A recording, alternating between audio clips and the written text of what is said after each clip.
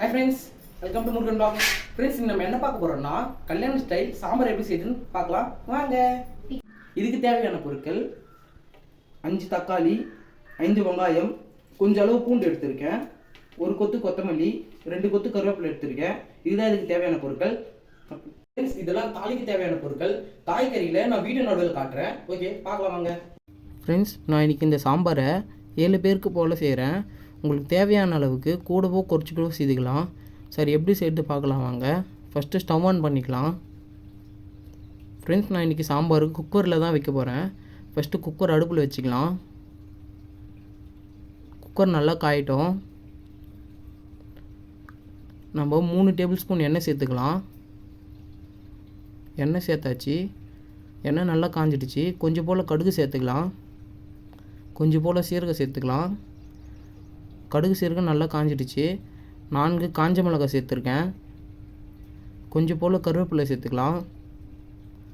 வெட்டி வச்ச வெங்காயத்தை சேர்த்துக்கலாம்.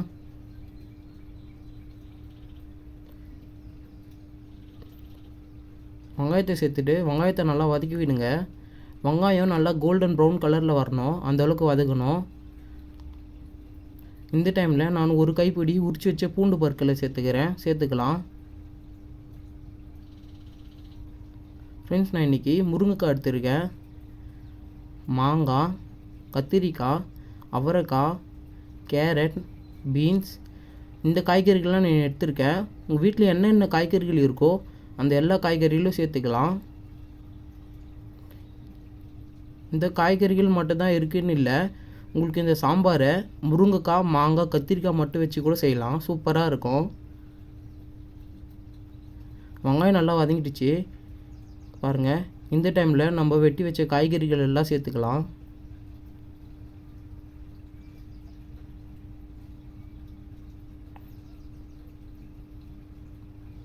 ஃப்ரெண்ட்ஸ், இந்த டைமில் நான் காய்கறிகள் வதங்கிறதுக்காக 1.5 டேபிள் ஸ்பூன் உப்பு சேர்த்துக்கிறேன்.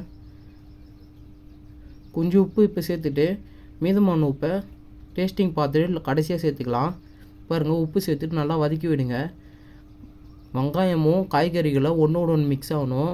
காய்கறிகள் நல்லா எண்ணெயிலே வதங்கணும், அந்த அளவுக்கு வதக்கி விடுங்க.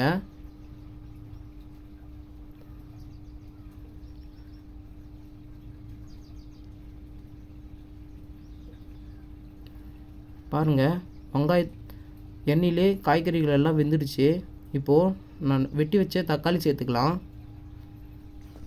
தக்காளி சேர்த்துட்டு தக்காளியும் காய்கறிகளும் ஒன்றா வதக்கி விடுங்க. இந்த அளவுக்கு வதங்கினா போதும். இந்த டைமில் நான் 1.5 டேபிள் ஸ்பூன் மிளகாத்தூள் சேர்க்குறேன். இது குழம்பு மிளகாத்தூள். 1.5 டேபிள் ஸ்பூன் கரெக்டாக இருக்கும். இப்போது நல்லா வதக்கி விடுங்க. மிளகாத்தூளோட பச்சை வாசனை போகணும், அந்தளவுக்கு வதக்கி விடுங்க. லைட்டாக அடி பிடிக்கிற மாதிரி இருக்கும்.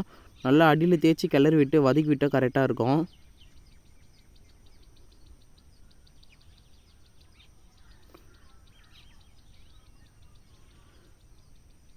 பாருங்கள், மிளகாத்தூளோட பச்சை வாசனை போயிடுச்சு. இந்த டைமில் நான் காய்கறிகள் வேகிறதுக்காக தண்ணி சேர்க்குறேன். நான் 1 சொம்பு தண்ணி சேர்த்துருக்கேன். இந்த 1 சொம்பு தண்ணி கரெக்டாக இருக்கும். இதிலே காய்கறிகள் நல்லா வெந்து வந்துடும். காய்கறிகள் நல்லா வெந்து வந்தோடனே அரை எலுமிச்சம்பழம் அளவுக்கு புளி சேர்த்துருக்கேன். அது கரைச்சி சேர்த்துக்கலாம். புளி அரை எலுமிச்சம்பழத்துக்கே போதுமானது, ஏன்னா நம்ம மாங்காய் சேர்த்துருக்கோம், அதே புளிப்பாயிடும். நெக்ஸ்ட்டு இந்த டைமில் நான் 1.5 டேபிள் ஸ்பூன் சாம்பார் பொடி சேர்க்க போகிறேன். சாம்பார் பொடி சேர்த்து நல்லா கொதி வந்துடுச்சு.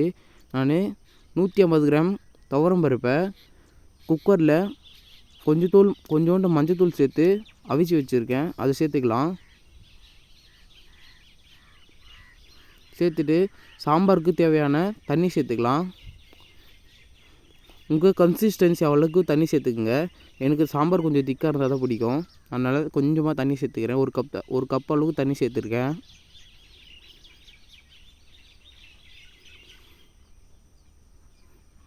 சாம்பார் நல்லா மிக்ஸ் பண்ணிவிட்டு மூடி போட்டு கொதிக்க வைக்கலாம். சாம்பார் நல்லா கொதிக்கிட்டோம். இந்த டைமில் நம்ம டிஷ்ஷுக்கு தேவையான அளவுக்கு உப்பு சேர்த்துக்கலாம். உங்களுக்கு எவ்வளோ தேவையோ அவ்வளோக்கு உப்பு சேர்த்துக்குங்க. இப்போ பாருங்கள், சாம்பார் இந்த அளவுக்கு கொதிக்குது. இப்போ நம்ம லாஸ்ட்டாக கொத்தமல்லி தழை தூவி இறக்குனா சுவையான சாம்பார் ரெடி.